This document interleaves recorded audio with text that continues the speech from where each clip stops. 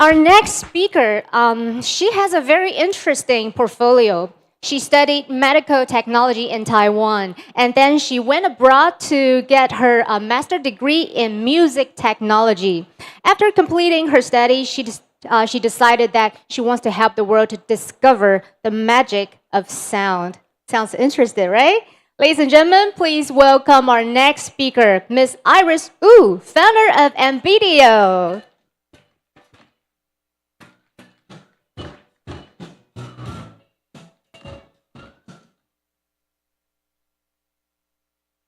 Hello? Okay. Just want to make sure that can you in the back hear me because my voice is pretty soft. Good. Okay. So hello, my name is Aris Wu. I'm the founder of Ambidio, and our mission is to bring immersive sound to everyone outside of cinema, especially when you watch video on your smartphone, tablets, and laptops built-in speakers. And we've been releasing content with studios like Marvel, and we've been working with Skywalker Sound for more than 2 years. And earlier this year, Hollywood Professional Association voted Ambidio as the most forward-thinking company and the sexiest technology. But I'm not going to talk about Ambidio today. I'd like to take this chance to share with you some of the media entertainment trend I've seen a lot recently. But why? Because we are right in the middle of a very interesting, massive transformation in the landscape. And the technology speed those changes up. Things like 4K, HDR, high frame rate, and video give us tools to tell a better story. And new media for storytelling like AR, VR, 360 video, and then 180 video are also emerging. These tools open up new possibility for the creativity and give the audience a richer experience. This will likely to raise the bar of our expectation on what is good content and the quality of it. And we have better processor that can process high quality image on the fly, even on your mobile devices. And our network is getting better. So you've heard a lot of buzz about 5G. It got faster speed, larger bandwidth, and lower latency, and it's aiming to roll out in 2020. So with all these advances in technologies, in tools, processors, and connectivities, our viewing behavior is evolving.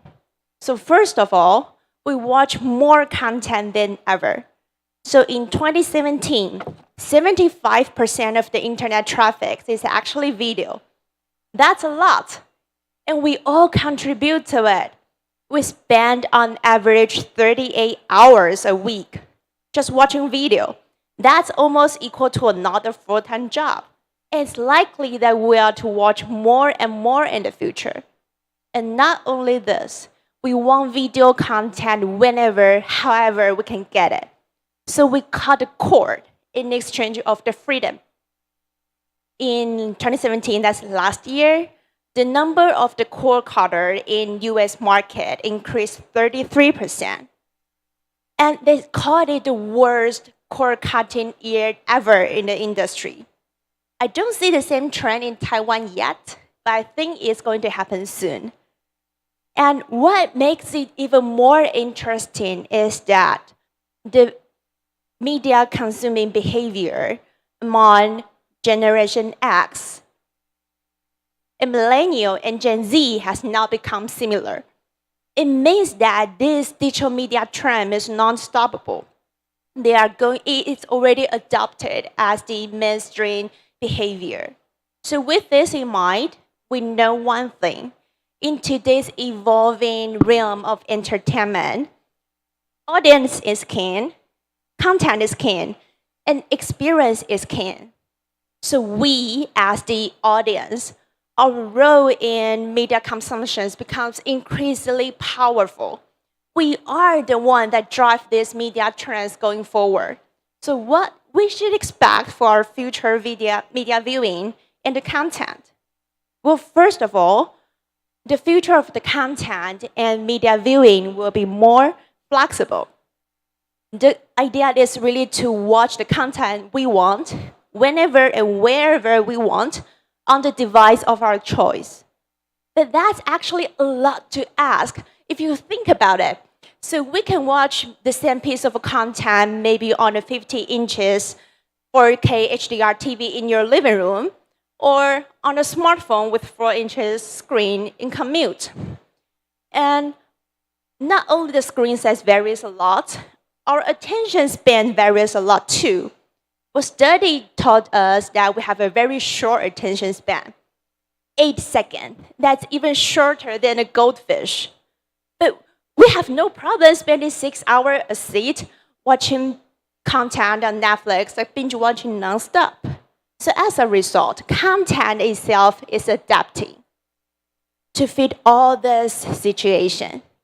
So we can have 15 seconds mobile video, 6 to 10 minutes short form content, or serialized programming designed just for binge watched. But what interests me the most is all those new content released and produced just for social media. Last month, Snapchat released their own original series. So each of the episodes will look at one crime, and every episode running under 5 minutes. And another example is from GE Healthcare. So they released a documentary on Instagram. Well, if you know about Instagram constrained their video to 1 minute. So they put out 30 episodes of 1 minute mini-series about the documentary. So this kind of new content format will continue to emerge. And we will have more choices on various different type of content that fit our viewing behavior on various platforms. So if we take one step further, what if the content can not only fit our viewing behavior, viewing habit, but also our personality? So the future of the media and entertainment will be more personalized. So the content could be tailored to your characteristic and feed your need at that moment in time. So, this is one early example from BBC. So you get to choose the length of the content you want. So say if you have 20 minutes from your home to your work. So you can choose a 20-minute version of the story. It will be the same story as its 30-second version or the 1 hour version. Of course, the details and sidetrack will be different, but it's the same story. You get the same ideas and message across. So we can apply this concept to a lot of different attributes other than the length of the content. If you imagine, you go to a restaurant eating hot pot, you get to choose from 1 to 5 how spicy you want it to be, right? So what if you do the same thing for scariness?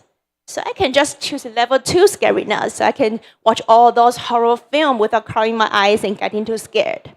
And what about preferences? If I just don't like romantic act, the content will cut it short for me. Or the actor I like will get more screen time than others. So my version of the Avengers will probably get 90% low key. So, pretty sad story. So if you think about personalized content as a customized dish you can get from the restaurant, let's take the audio from sport as an example. So these are all the ingredients you can get from the sport. What if you just want the crowd sound from the away team, not the home team? You don't want to hear the commentary, but yes to that trash talk from both sides of the start. You can do that. And this is actually under development by AC4 or Impact Edge. You can check it out if you want.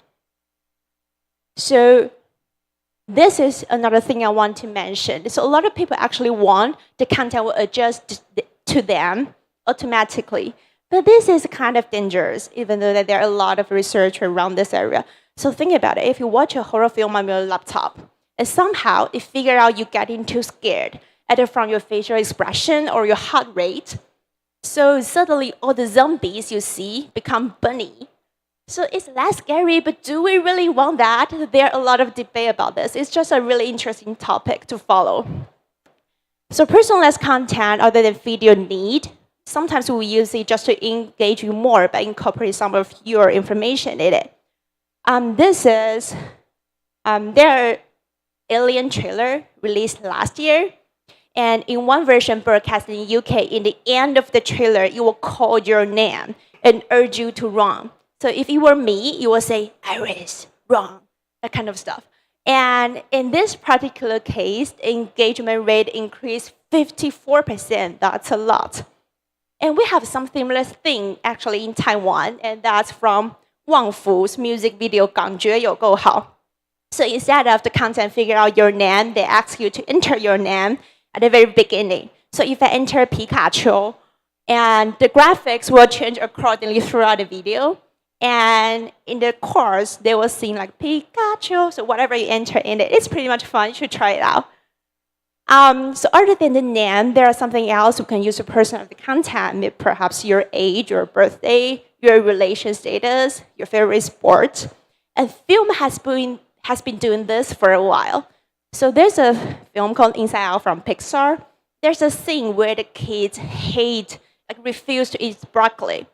But the Japanese kids love broccoli. So in Japan version, they have green pepper instead of broccoli. So maybe we can have this in the future on a personal level. It's a very, very small detail, but it helps the audience to understand the story. It connects to the character because they can feel the same way. So now we have a more flexible viewing experience, and we have a more personalized content.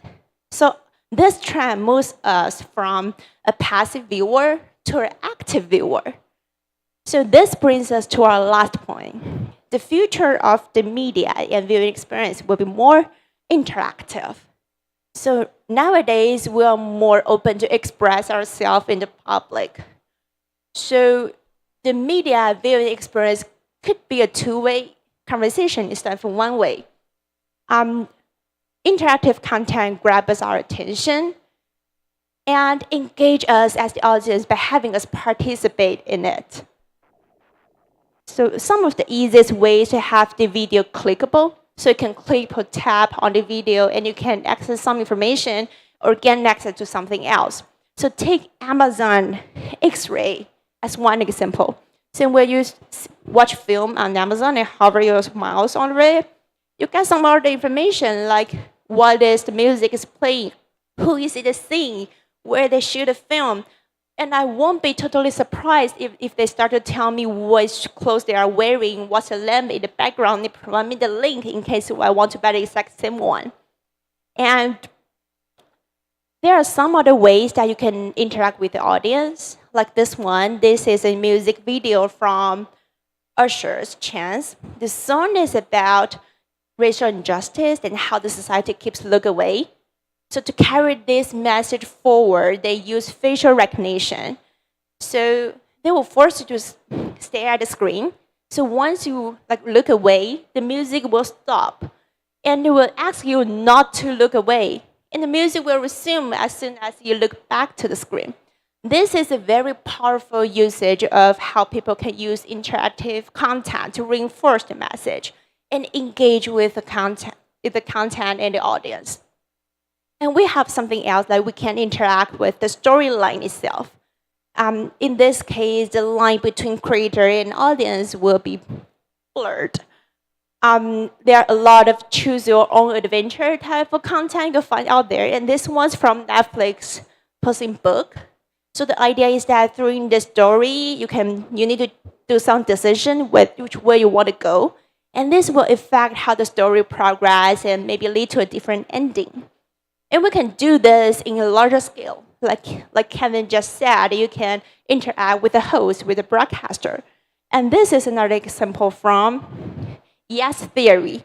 So they let their Instagram follower choose what they want to do through the live streaming. Like, do they want to do a tattoo? Should they fly north or fly south? It's just a very fun co-creation experience. So let's wrap it up. So we know that we have better tools, better processor, and better works. And based on all of this, the future of the content and the media viewing experience will be more flexible, more personalized, and more interactive. But all in all, for all of this, It's all down to the very bottom. That's what creators crave to give you the most. That's good stories well told. Well, that's my share, and thank you everyone for your time, and wish you have a good day. Thank you, Iris. Thank you very much.